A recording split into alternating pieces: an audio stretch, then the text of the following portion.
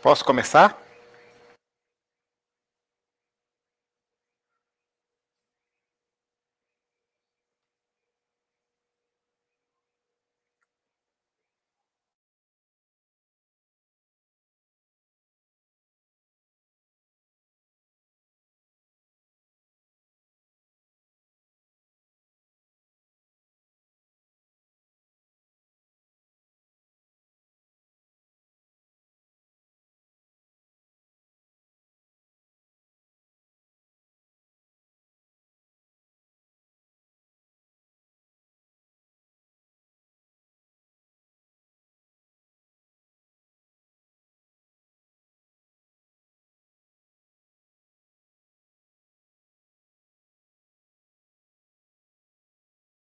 Eu vou começar então, tá? Já tem 7 minutos de transmissão, tá aparecendo no YouTube, tá? Então, eu vou começar, tá?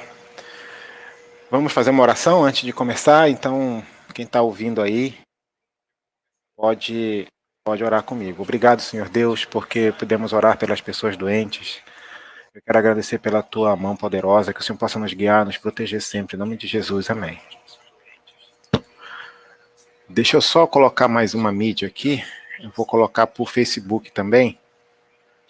Broadcast.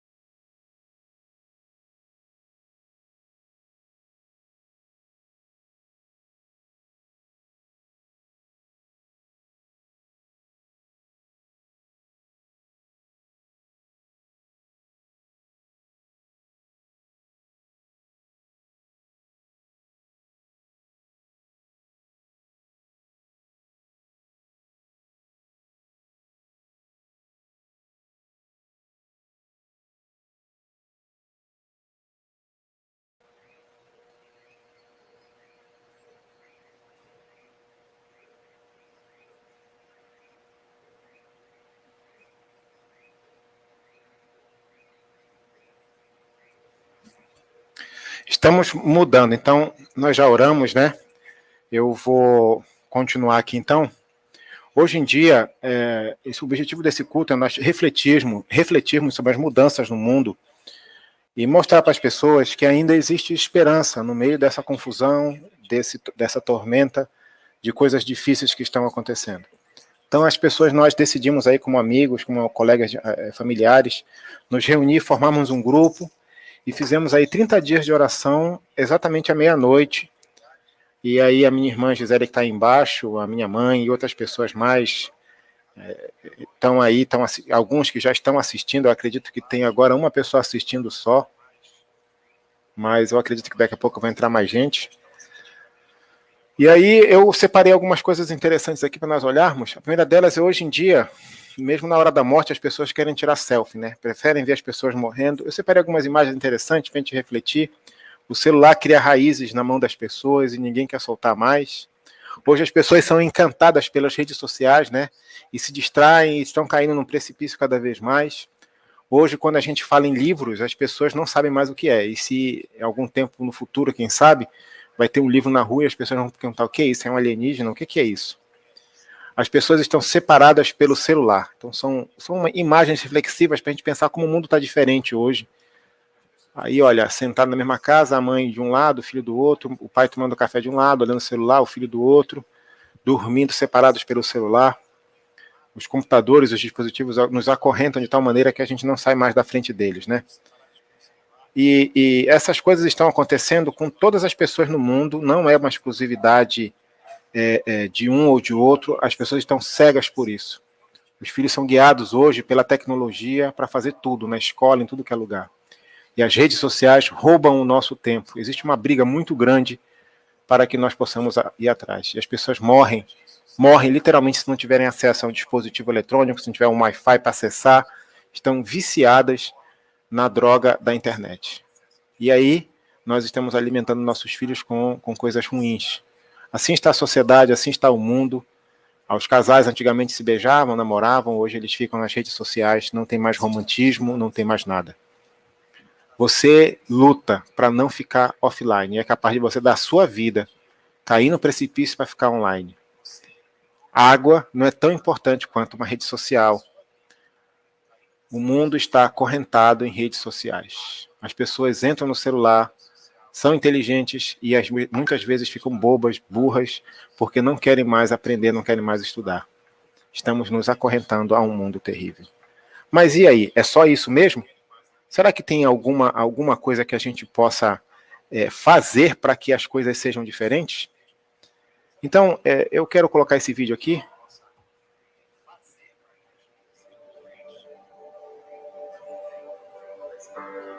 Antes de Cristo,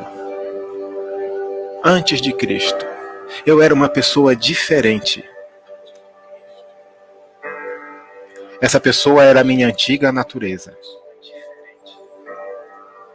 O meu antigo eu. Mas essa pessoa morreu. A minha vida está agora escondida com Cristo. E eu estou em Cristo. E Ele está em mim. E eu sou uma nova criação. Isso não quer dizer que eu nunca irei tropeçar,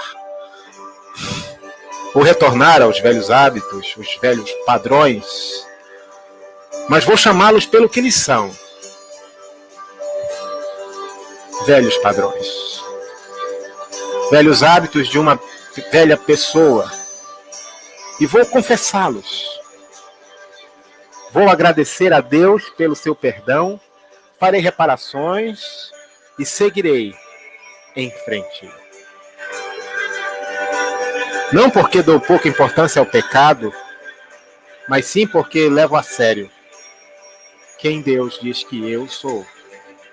Santo, puro, imaculado, sem defeitos. Não por causa de algo que eu tenha feito ou de algum merecimento, mas por causa do que Deus tem feito por mim. Ele limpa o meu passado. E eu sou inocente diante de Deus. Por isso, a vergonha não tem lugar na minha vida. Porque eu sou uma nova criação. e todos os momentos feios da minha história. Os que eu queria que nunca tivessem acontecido foram redimidos e se tornaram os momentos da minha vida em que a graça de Deus está mais exposta. Deus, obrigado pelos meus erros. Os meus erros não me definem. Meu passado não me define, porque Deus definiu minha identidade. Eu sou seu filho amado, em que ele se compraz. E esta é a minha identidade.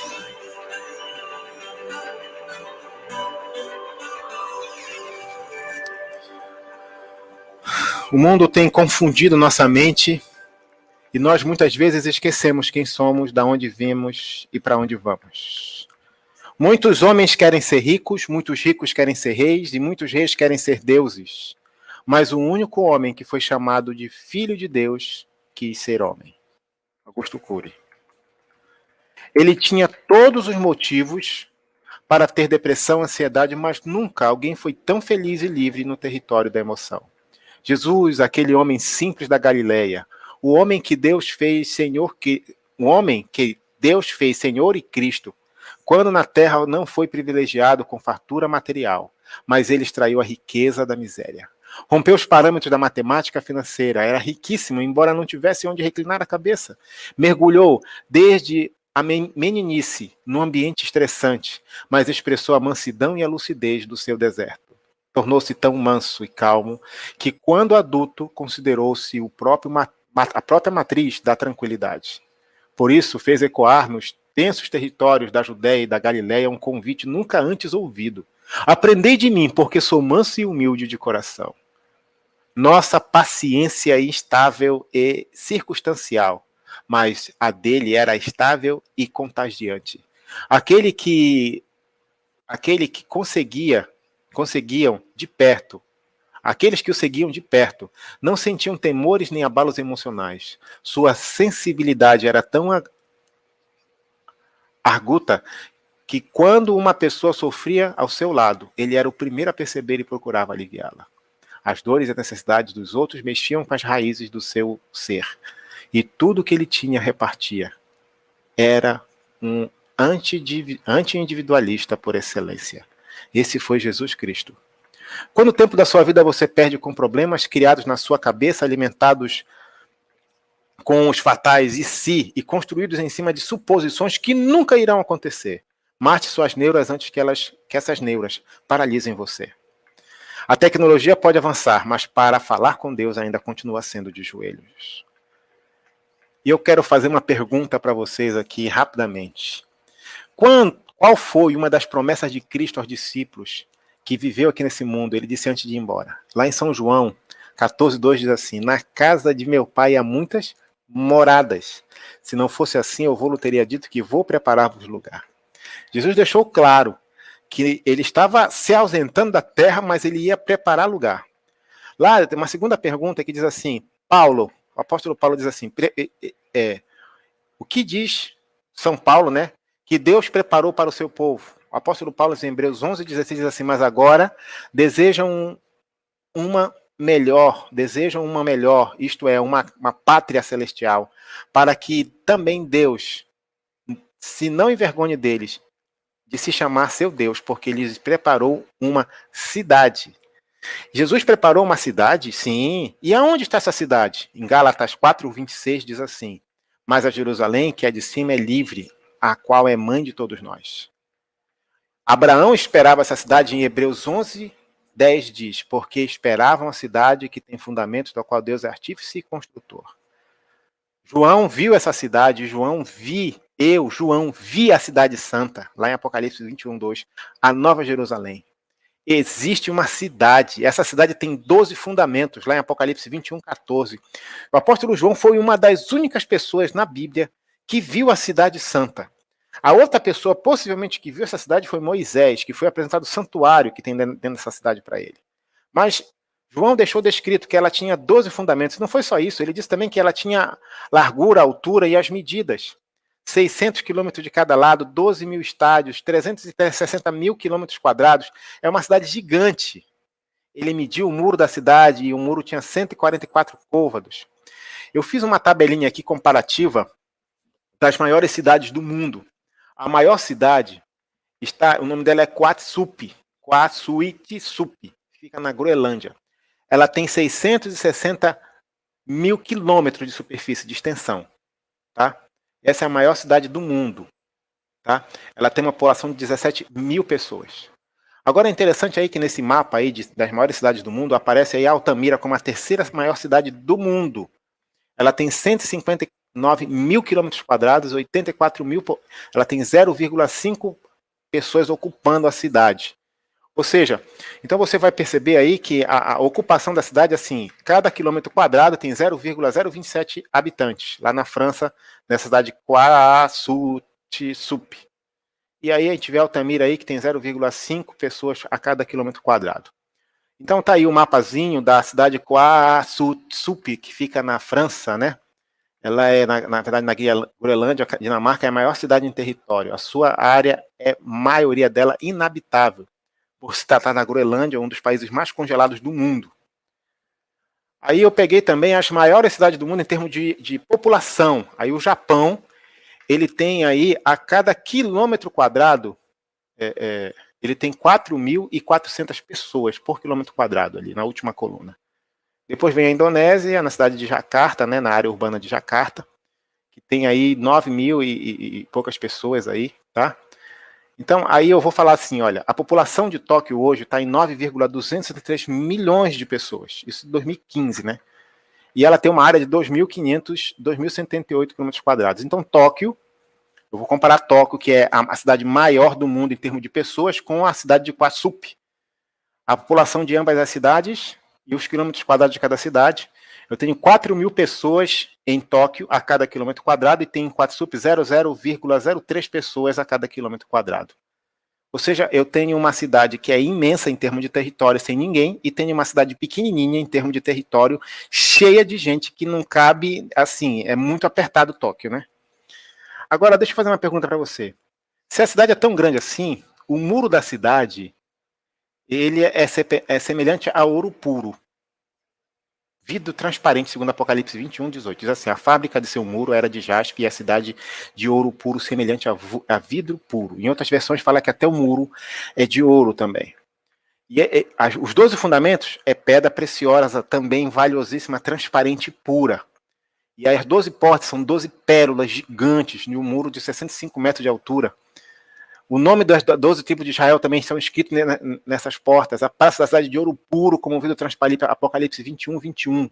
Então, toda a cidade ela é totalmente transparente para mostrar que não existe coisas ocultas na cidade. Ela é visível. E aí, olha, ela não vai ter lua e nem sol, porque a cidade não precisa de lua nem sol, porque Deus estará no meio dela iluminando ela. E o cordeiro a sua lâmpada e as nações andarão na sua luz. É uma utopia falar dessa cidade santa no meio de uma confusão tão grande. Agora imagine essa cidade santa que tem aí 12 mil estádios, 600 quilômetros de cada lado, 12 mil estádios vezes 600, dá 360 mil quilômetros quadrados. Então a área dela é de 360 mil quilômetros quadrados. Tóquio tem 2.178 e uma população de 9 milhões de pessoas. Se eu ocupasse proporcionalmente a cidade santa, de 360 mil quilômetros, parecido com o que ficaria com Tóquio, eu teria 1,5 trilhão de pessoas morando dentro da cidade santa. É claro, isso daí, o mundo não produziu esse número de pessoas até hoje. No mundo, todo mundo que já viveu não chega a 1,5 trilhão de pessoas que já passaram pelo mundo. Mesmo porque hoje nós estamos com 7 bilhões de pessoas. Então, se a gente começar a pensar, tem muito espaço na cidade santa para muita gente. Então, se a gente faz essa comparação entre a maior cidade populosa do mundo e Jerusalém, nós encontramos que nós temos espaço para todas as pessoas. Olha aí, ó. Se eu tivesse 4.238 pessoas por quilômetro quadrado, eu teria 1,5 trilhão de pessoas na cidade santa. O mundo hoje está com 7,442 bilhões. Então, bora fazer um cálculo rápido aqui? Bora pensar um pouquinho? Nós vamos ter praças, trono de Deus, uma população grande, 20 vezes a população da Terra dá 140 bilhões de pessoas salvas. Então você precisa ter a esperança de que seu nome vai estar lá. O mundo hoje passa por um desespero muito grande. Só que não vai entrar coisas ruins na cidade. Não vai entrar abominação, não vai entrar mentira, não vai entrar as pessoas que não aceitarem a Deus. E o que é permitido, né, entrar naquela cidade? Bem-aventurado aqueles que lavam suas vestiduras no sangue do Cordeiro, para que tenham direito à árvore da vida. Em outra versão desse versículo, nós encontramos que reza o seguinte: os que guardam os mandamentos de Deus, aqueles que obedecem à palavra de Cristo. E olha, lá em Apocalipse 21:4 fala: e Deus limpará dos seus olhos toda lágrima, e não haverá mais morte, nem pranto, nem clamor, nem choro, nem dor, porque as primeiras coisas foram passado. O choro. Ouvi uma voz forte que vinha do trono que dizia: agora o tabernáculo de Deus está com os homens, com os quais Deus está com os homens, com os quais ele viverá, e eles serão seu povo. E o próprio Deus estará com eles. E ele vai enxugar dos olhos todas as lágrimas que nós derramamos. Não vai haver mais tristeza, nem morte, nem dor, porque as coisas já passaram. Apagar, perdoar. No grego a palavra kai exalapsai, quer dizer, Deus apaga, perdoa todas as lágrimas dos olhos. Sabe, às vezes nós estamos tristes, angustiados e choramos e não sabemos o porquê. Mas por que nós... Porque teremos muitas coisas do que... Por que nós vamos lembrar das coisas? Por que nós precisamos ter as lágrimas apagadas? Por que precisamos ter a tristeza apagada? Por que Deus vai excluir isso de nós? Pense por alguns segundos do que você mais ama nesse mundo. O que você mais ama? O que você mais gosta? O que você tem medo de perder? Essa é uma foto antiga. Essa foto foi tirada em 1992, 93. Oswaldo, Orlando, Claudilene, Jefferson, Guimarães,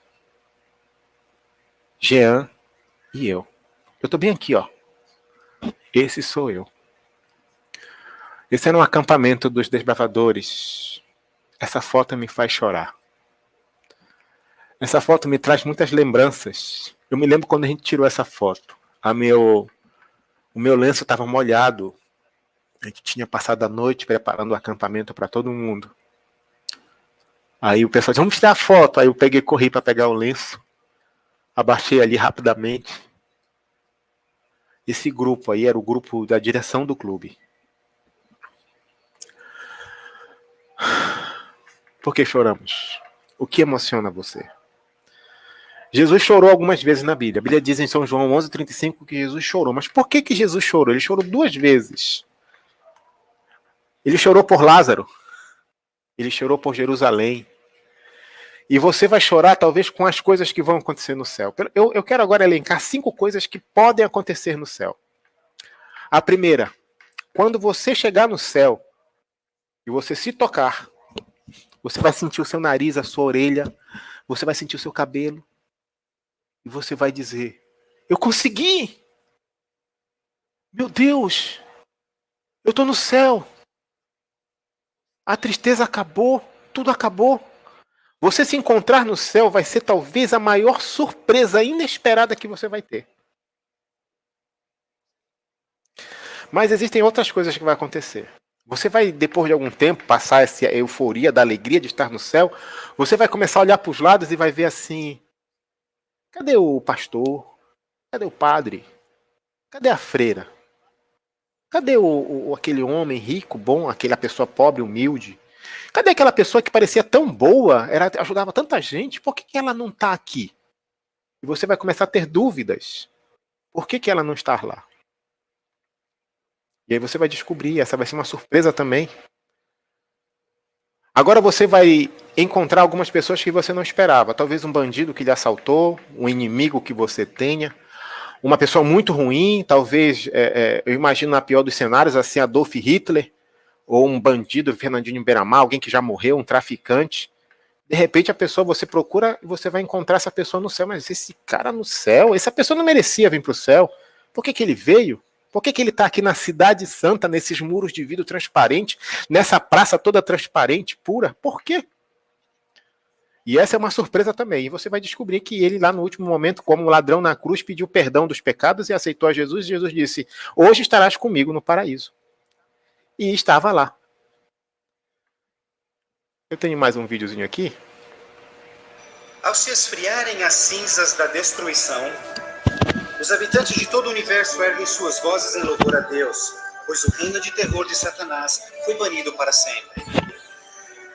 Assim, com a paz no cosmos eternamente garantida, Deus agora dedica sua atenção à criação de um novo céu e uma nova terra. Com o cosmos eternamente garantida, Deus agora dedica sua atenção à criação de um novo céu e uma nova terra.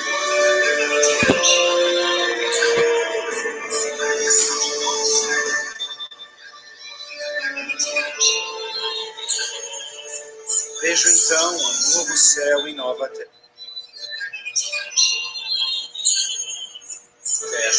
Pois o primeiro céu e a primeira terra já passaram. Após a purificação da terra com fogo, o Senhor retoma seu miraculoso e maravilhoso ato de regressão. E pelo poder de sua palavra, a terra é restaurada à forma de seu lindo Éden. Ao seu comando, um lindo e verdejante carpete de grama cobre o planeta. Outro comando, terra e água voltam à vida. Incontáveis, complexos e magnificentes criaturas de todas as espécies pacificamente exploram um novo paraíso. A vigorizante atmosfera é pura e doce. A terra torna-se uma grande vitrine de criativa genialidade. E Deus enxugará as lágrimas de todos os olhos. E não haverá mais morte, nem sofrimento, nem pranto. Não haverá mais morte, pois as primeiras coisas são passadas. A segurança do universo está garantida. Com a Nova Jerusalém como sua capital, todas as criaturas regozijam-se no amor do domínio de Deus. Aqueles que foram resgatados da destruição eterna compartilham uma especial união com o seu Criador, o que nenhum outro ser celestial poderia apreciar. Embora pecado e pecador foram para sempre destruídos, um traço desta grande rebelião ainda permanece. O que aconteceu com essas mãos? Estas são as marcas nas mãos, nos pés e no lado de Jesus. Ao passarem-se os dias inesquecíveis da eternidade, todas as memórias tristes e dolorosas se dissipam na glória brilhante e esplendorosa dos céus. Não mais atrelados a uma vida passageira, os imortais filhos de Deus são agora livres para alcançarem suas mais amplas ambições. Com ilimitada capacidade de absorver mais e mais conhecimento, revigoram as suas mentes. Sem barreiras, seus limites não mais os prendem à terra. Os remidos são agora livres para explorarem as maravilhosas obras de Deus em todo o universo.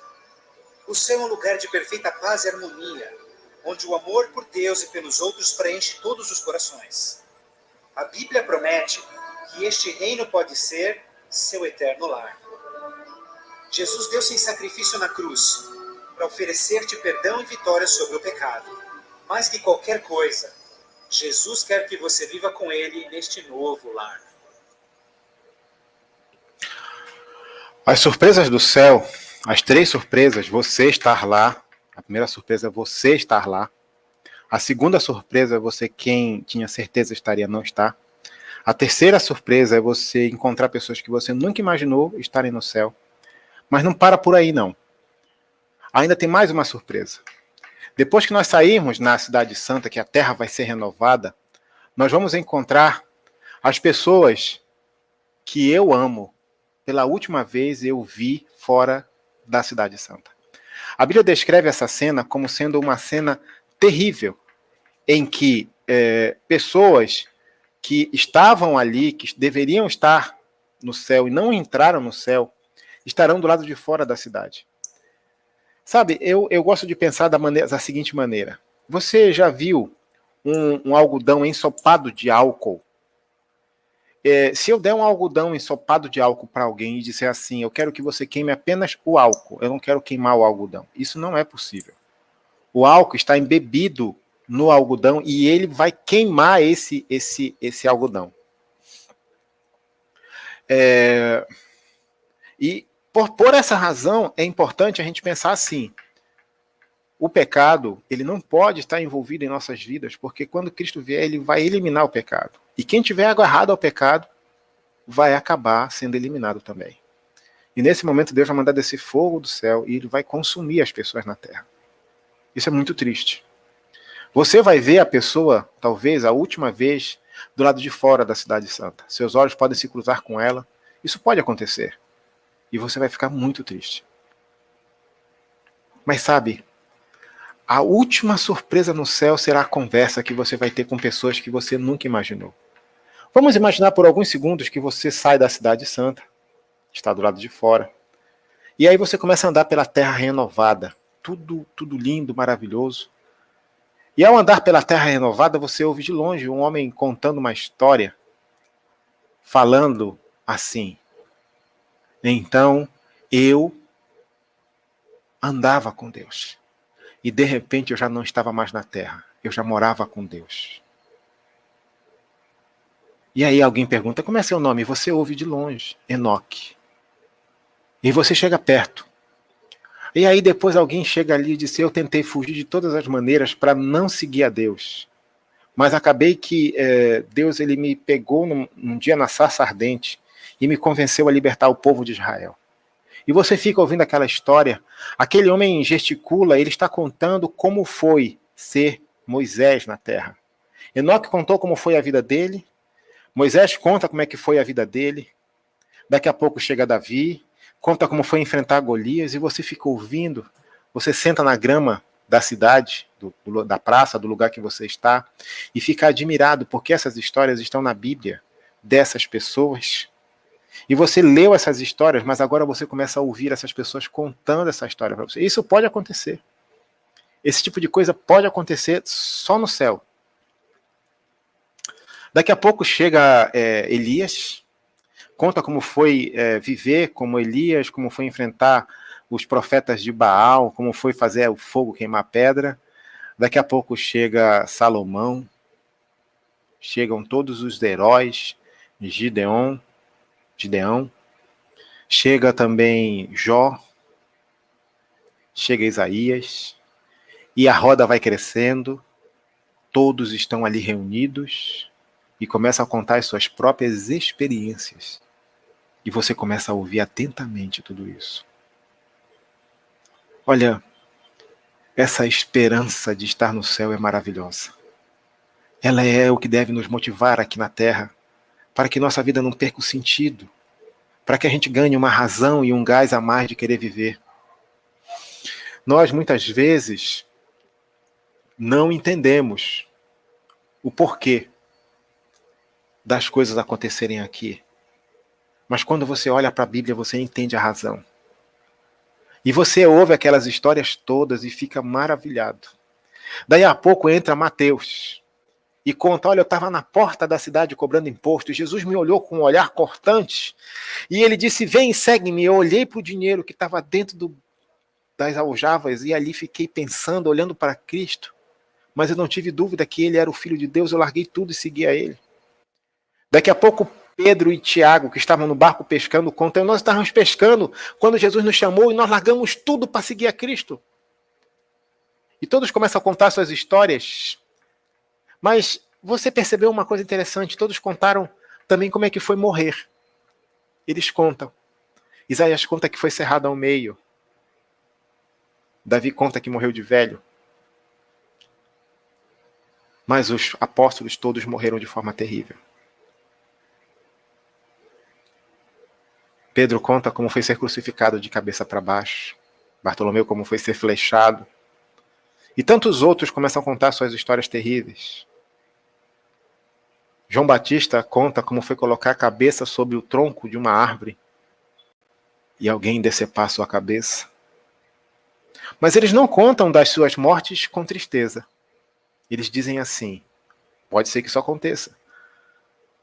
Foi uma honra morrer por Cristo. Foi uma honra ser crucificado de cabeça para baixo. Foi uma honra ser decapitado. E ali termina a parte da Bíblia e começa a entrar outras pessoas que você não imaginava que existiam. Entra uma senhora contando como é que foi entrar na arena do leão e o leão pular em cima dela e devorar ela, arrancar o braço. E ela morreu ali louvando a Deus, ela agradecendo porque ela sabia que ela estaria ali no céu naquele momento. Depois entra um homem contando como é que foi enfrentar os guardas na porta da cidade. E ele não negou o nome de Cristo, ele aceitou a Cristo. Ele com toda alegria conta: eu morri por Jesus. Eu morri por Jesus. Oh, como é bom saber que eu morri por Cristo. E ele termina o relato dele. E você fica ali naquela roda na Cidade Santa, ouvindo todas essas histórias, ali na terra, na nova terra, ouvindo tudo isso, e você fica maravilhado. Daqui a pouco, Jeremias conta como foi que ser queimado, cantando hinos a Deus. E aí entra os pregadores do Evangelho que morreram na Inquisição da Igreja Católica, e eles falavam de Deus e morriam rasgados ao meio, decapitados, rasgados. Mas todos contam isso com muita alegria. Todos terminam sua frase dizendo: foi um privilégio muito grande sofrer na terra por Cristo. Foi um privilégio muito grande sofrer por Deus.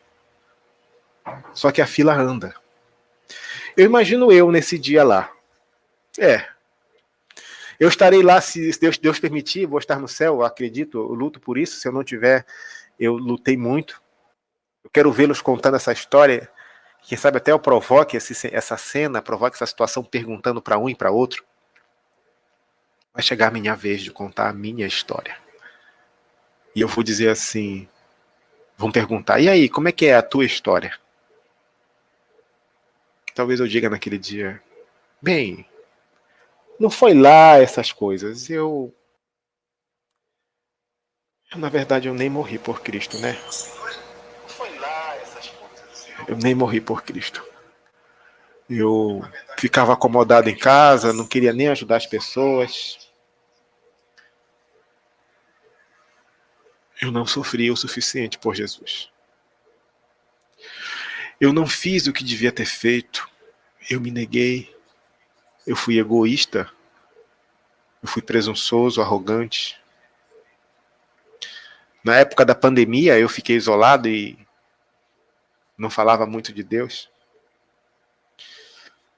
O que você vai contar nesse dia, se você tiver a oportunidade de contar como é que foi tua vida por Cristo? De contar o que você fez por Ele. Essa história não pode terminar assim. Eu não posso deixar de não fazer nada por aquele que fez tudo por mim. Você não pode deixar de fazer nada pelo próximo e por você mesmo. Porque Cristo morreu para que nós estivéssemos vivos. Sabe? Eu tenho esperança que uma cena vai acontecer, algo vai acontecer inesperado. Vai chegar um sujeito correndo ali, desesperado, dizendo: eu quero contar a minha história, eu quero contar a minha história. E você vai dizer: conta, por favor, me salva, porque eu não tenho nada para contar. E alguém diz: quem é você?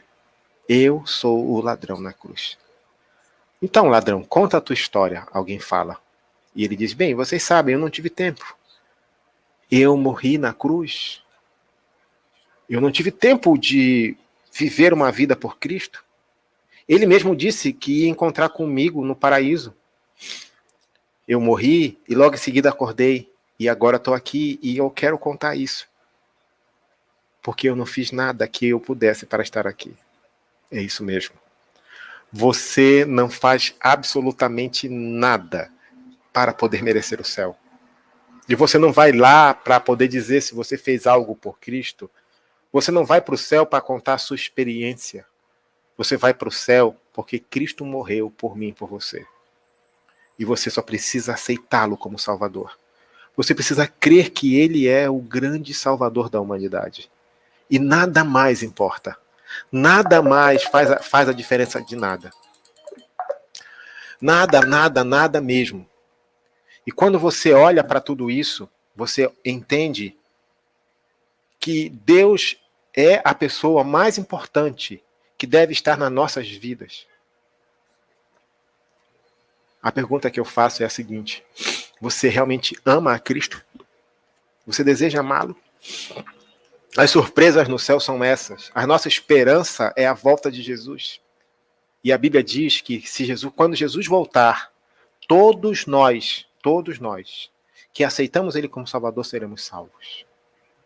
Durante 30 dias nós oramos pedindo a presença de Deus, pedindo para que Deus desse ar para as pessoas que estavam internadas, pedindo para que Deus salvasse as pessoas.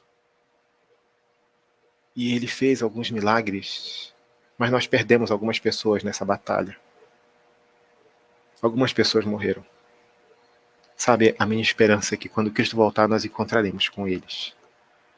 Porque a Bíblia diz que todo aquele que creu em Cristo será salvo. Agora, onde você está, vamos orar para encerrar o culto, agradecendo a Deus por tudo, pela proteção, pela salvação. Vamos orar. Feche seus olhos como você está e oremos. Senhor Deus e Pai, muito obrigado por tudo, obrigado pela tua proteção, obrigado pela tua mão, obrigado pelo teu poder. Que o Senhor Deus nos guarde do mal, nos livre de todas as dificuldades e nos salve. Que a tua mão seja poderosa conosco, Senhor Deus, para que um dia encontremos contigo na eternidade. Eu peço, Senhor Deus, que o Senhor nos proteja, nos guarde e nos guie sempre, nos dando uma visão de que esse mundo é passageiro, mas que Deus é eterno. E que Deus é o único que pode nos salvar, não só desse mundo, dessa pandemia, mas para todos sempre. Por favor, Senhor Deus, dá-nos força para suportar as provações e as dificuldades do mundo, eu te peço em nome de Jesus. Amém. Que Deus abençoe a todos. E quem não pôde assistir a programação, possa também assistir aí no YouTube, tá gravado, para que todos possam lembrar que nós vamos continuar orando aí pelas pessoas e que Deus nos guie sempre, em nome de Jesus, amém.